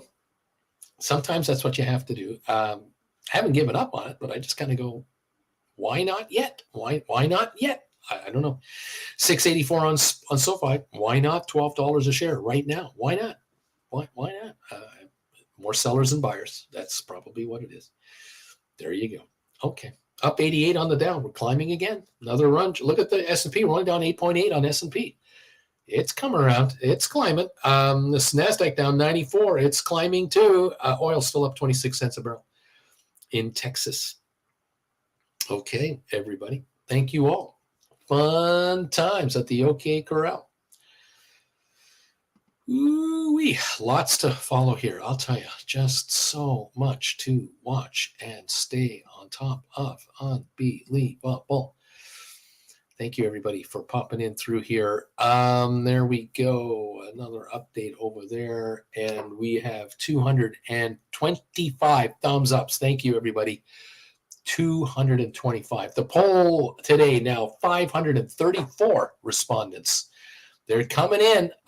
Folks are answering this poll question. A year from now, I think SoFi will be trading at 10, 15, 20, or 25 plus a share.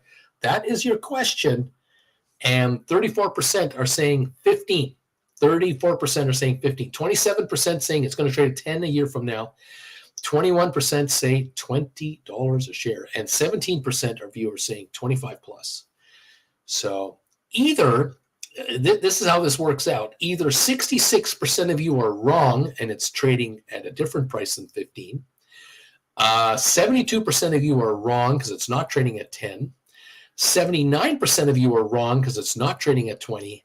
And 83% of you are wrong because it's trading at over $25 a share. So where are you at? Hit that poll question. Give me your answer. And help me out. I'd love to see another couple of hundred responses to that poll question. While you're over there, hit the thumbs up button. Give the show a little forward momentum. Thank you very, very much. There we go. All right. Brian, Bruce, I am your number 225 thumbs upper today. Thank you, Brian. Rocket Lab has a funny chart. The Big T says next Rocket Lab launch will be March 21, 2 days. The Big T, if successful, nothing happens. If it fails, more selling. There you go. We'll see how that plays out. Rocket Lab 403 right now, up 3 cents. Aspire 1654 up 426. SoFi 684 down 24 pennies. The low of the day on SoFi today, 682. Volume 10.3 million. In 36 minutes. That's what we have so far. Volume on the Spire shares now at 1687, 3.29 million. Now, if you multiply 3.3 million times 8 to kind of go back to pre-split, that's 24 and another 1.6. That's 25.5 million shares traded on Spire if you go back to the pre-split time of this stock. That is significant volume for this guy, for this stock, no question. The market capitalization of Spire right now is $367 million. That's all this company is valued at 1658. So this, if you believe in the future of this company and its growth prospects, the fact that they've just turned cash flow positive, they're now beginning to make money, 366 million is what the street is putting on it right now at 1658 a share. Now, the question is, will this company have $1 billion value by the end of the year? That could triple the stock to $48. I don't know if it will. That would make the stock a $6 stock compared to the pre-split days. Just saying. Just letting you know that's what I see, and I'm telling you what I see. We all interpret it in our own way. We're up 73 on the Dow, down 9 on S&P, down 86 on NASDAQ. It's a mixed bag market, but the Dow is leading the markets higher so far. Will they follow all the way and go green? That's the question. We still have 32 minutes left, or 22 minutes left in the first hour, pardon me. 22 minutes in the first hour. We may have a sell-off this first hour that's now being eaten out, just being taken away, and in the second hour, we go green and go higher on the day. That could be the pattern going on right here. I don't know. But right now, this stock's being eaten up. It's just being gobbled up. All the selling that's come in has been taken out mostly but there are still pockets of red here and there. That's the story. Oil only up a dime, only up a dime. So oil is not going very far this morning. Okay, everybody. Thank you all for being here. Let's take a look over here and see what's going on. Over in the Wall Street Journal, top stories. Realtors are reckoning with a seismic shift on how they get paid. Ben & Jerry's owner loses its taste for ice cream. Unilever plans to spin off its ice cream business and could consider a sale, with 7,500 jobs potentially being affected. Hong Kong approves new national security law that worries foreign executives. No kidding, Sherlock. Avoid China and Hong Kong at all costs. If you are a business person, you could be subject to arrest for being an espionage spy, because you're trying to figure out how your company could do over there. You do not want to be anywhere in that area. Life sentences is what they're talking about for that kind of crime. The Fed is playing a waiting game on rate cuts. The rules are starting to change. Super micro plans stock offering shares tumble, they say. Business tax breaks face now or never moment in the Senate. Okay, let's see. What else is going on here? Other comments, other headlines that we want to worry about. Let's see. No.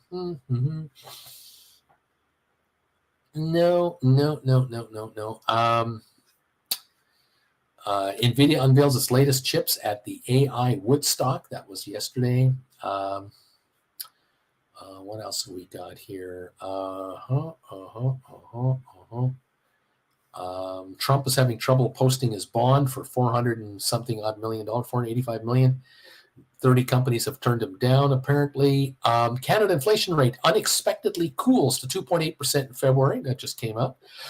Interesting. That could be good for the Canadian dollar, or bad for the Canadian dollar, because if the inflation rate is lower in Canada, then that could mean lower interest rates in Canada. And if that means lower interest rates in Canada, that means the US dollar will climb. And sure enough, here it is. The American dollar is climbing against the Canadian dollar right as we speak. I'm going to show you this here in just 1 second. Just give me a moment to get this for you so you can see what I mean about this. Let's see here. Hang on. Uno momento, por favor. As I take care of a couple of little adjustments here on my StreamYard page, and I will show you what I am referring to. There we are. Let's pop that open there, over there. And here it is. Okay, check this out. There you go. I'll just kind of move way over. I'll move way over here. Look at that. The Canadian dollar. This is the strength of the US dollar against the Canadian dollar. And this move on the far right just happened in the last 3 hours. So the Canadian dollar has just lost against the American dollar from sort of 135.6 to 136.3 or 2 or something like that. So Canadian dollar's lost a half a penny just like that. That's because good news in Canada. It's good news Canadian, but it's bad news for the Canadian dollar against the American dollar. Funny how that works at the moment. But if the Canadian inflation rate has unexpectedly dropped, that could be good news for the American inflation rate. Now, the question here is, why did the Canadian inflation rate drop the way it did? What caused it to do that is the question. Is it a Canada-only issue, not a North America-wide issue? What is making this happen here? Let me just double check here on this article if there is one. Economists expect the rate to advance to 3.1. It dropped to 2.8. And let's go. Let's see. They're saying a second month running where consumer prices have been inside the Bank of Canada's 1 to 3% target after it cooled to 2.9 in January.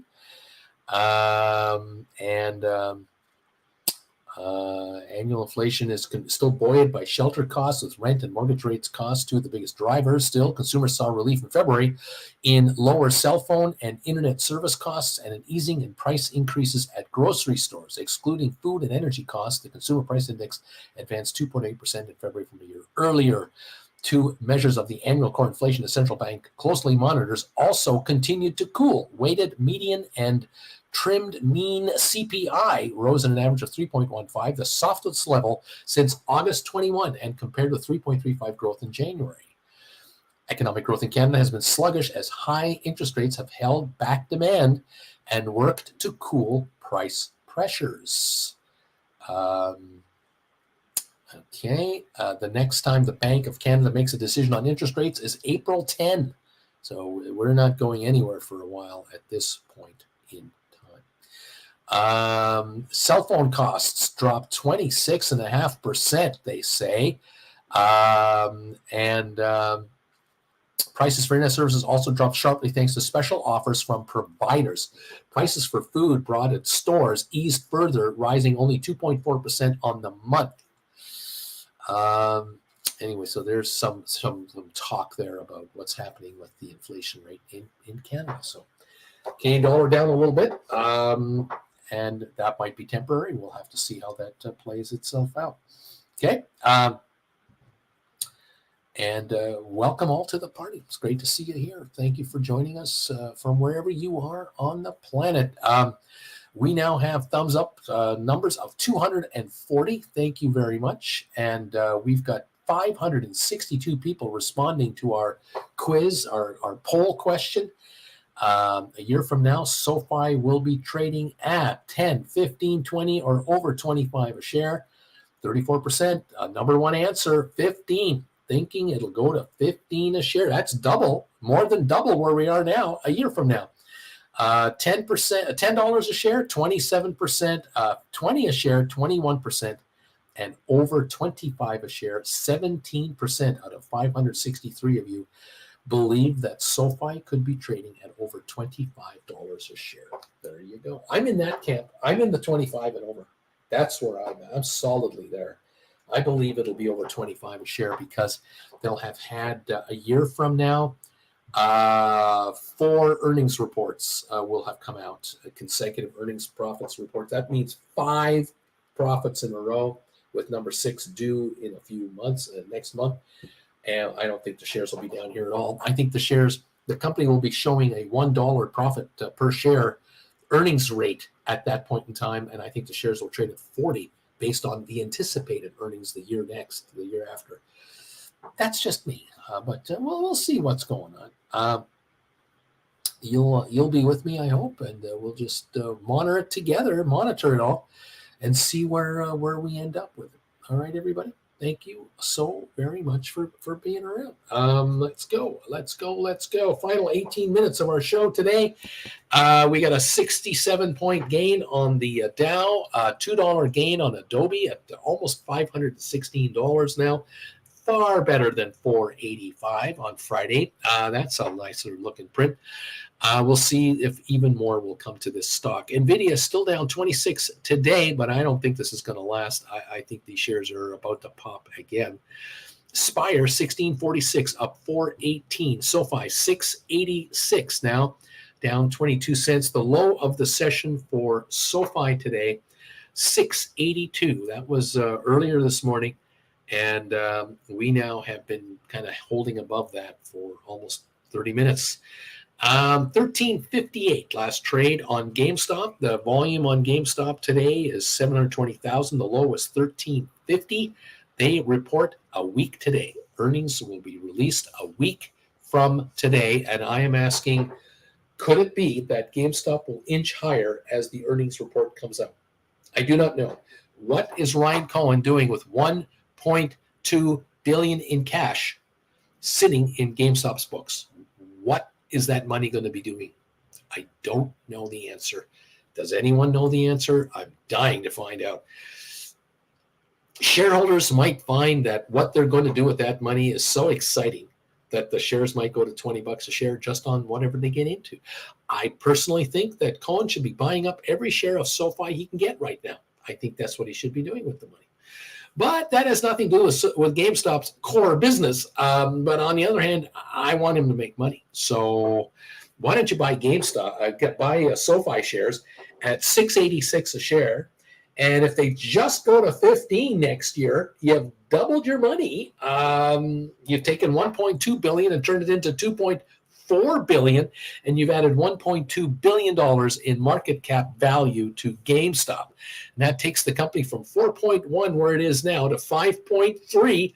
That's a 25% gain in value, $450 gain, taking the stock to $18 a share. That's only if SoFi went to $15 a share. It goes to $30 a share. Oh my God. That 1.2 billion will be worth over $5 billion, which is more than what the company is worth right now. That would take GameStop to $25-$30 a share. This is a no-brainer to me. I don't know what he's thinking. Give me a call, Ryan. You can track me down. You have people who can find me. No problem. We'll talk. We'll talk. 16.18 on Spire right now. All right, there you go. Rocket Lab 401 up 1.5 cents. Oh my goodness. Trying to make money in this market. I work hard to help others get rich, Even Ryan Cohen. I mean, I think this is sound advice. I really think buying SoFi would be a good idea for GameStop. Just buy the stock. I like the stock. Yeah. Help a short squeeze. Help out. This will create a short squeeze. If Ryan Cohen starts buying SoFi, there's a short squeeze right now. 170 million needed. Oh God, it'll go to $20. Absolutely.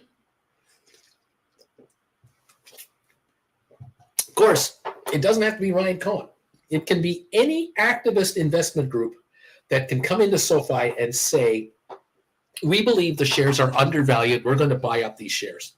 Based on this company's growth curve, we believe it's undervalued. We're not taking it over. We're not going to run it. We just want to be investors. But if some of these huge hedge fund players start loading up on SoFi and admitting it, 5% or more ownership is all they need to do. Watch out. I mean, just watch out. Now the train is a super train. It's a super high-speed train. Robert, I just bought 100 SoFi 685s. Thank you for the gift. That is a gift. Well done.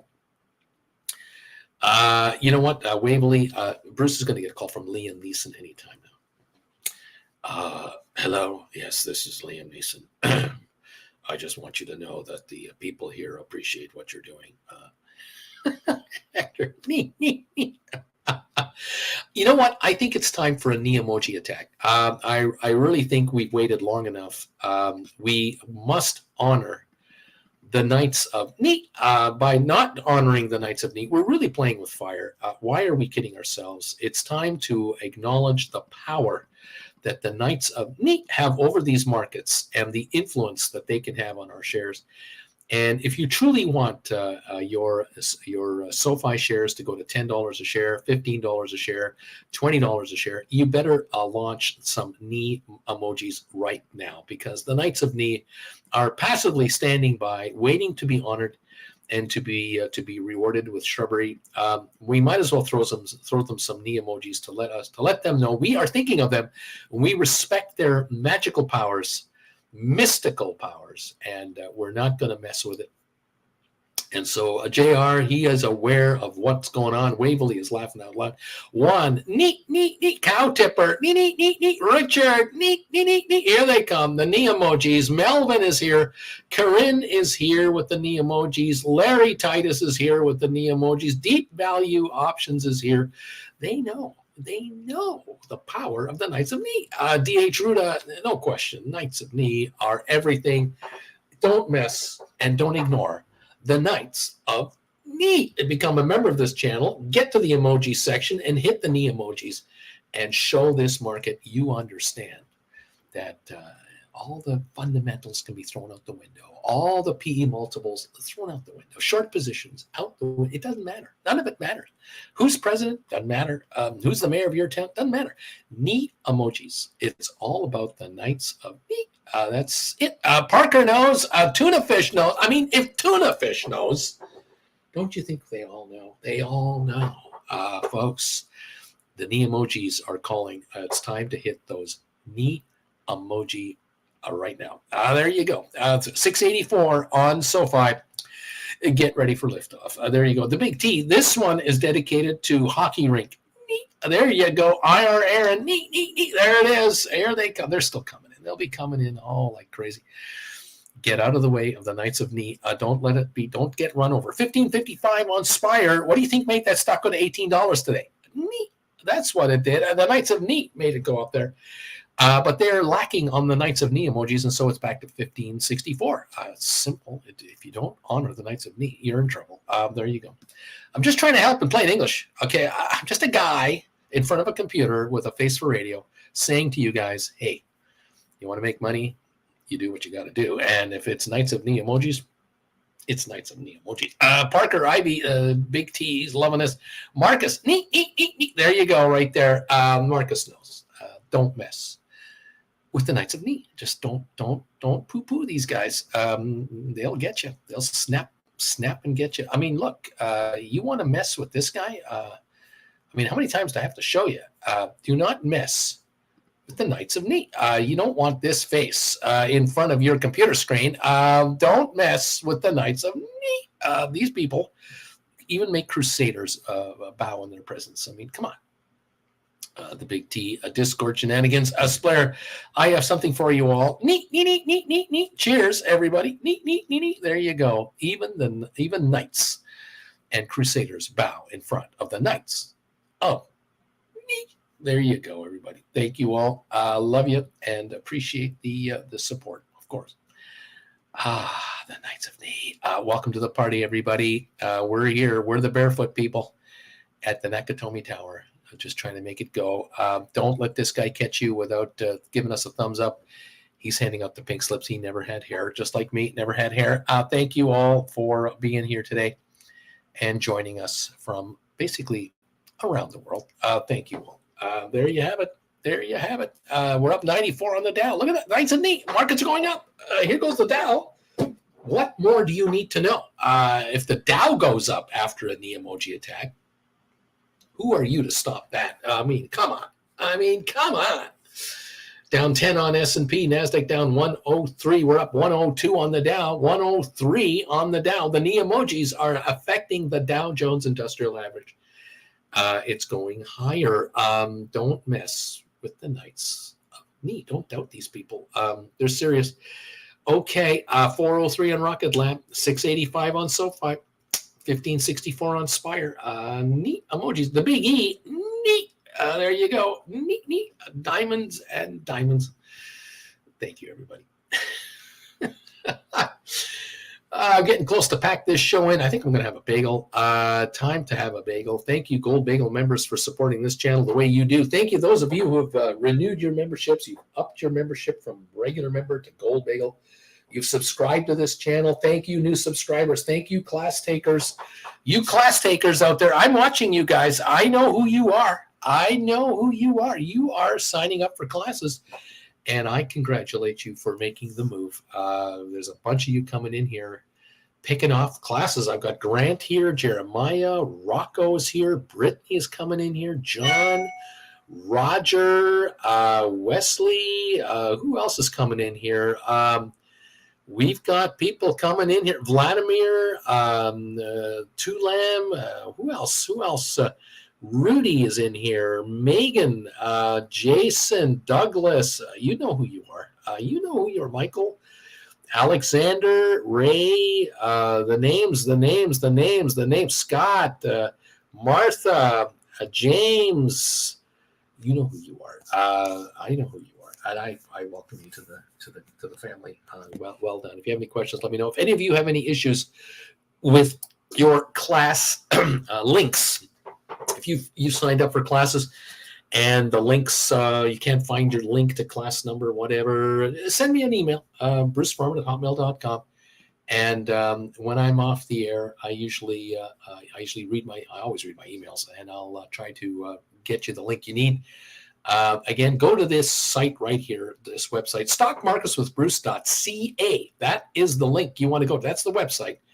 That is me. You'll find me there, and you'll see my mug right there, right over there. Go to the class tab, and you'll see class attention students, classes in session, and then you can start picking off these classes right here. Number 1, number 2, right from the basics, right on up here, using aggressive trading strategies. Here we go. 3, 4, 5, 6.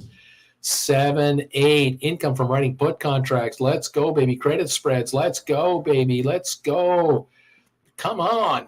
Yeah. Poor man covered calls. Option rollover strategies. Oh my God. Have you got stuff to learn? You got to get those first 12 classes in there. 13, 14. Oh, yes. Yes, absolutely. Class number 15, advanced poor man covered call strategies. 16. Oh, iron condors, baby. Oh, yeah. 17. Fixing option trades, how to repair bad option trades. This is one thing you've got to learn, how to handle option trades going the wrong direction. Don't forget to honor the Knights of Ni, however, when it's all said and done. Thank you all so very much for your support of this YouTuber. It is a wonderful thing. Flint Creek, neat. Bobby Atkinson, ham and cheese bagel with ketchup. What's going on? Stephen Butler, neat. Ketchup, baby. Don't forget the ketchup. There you go, all.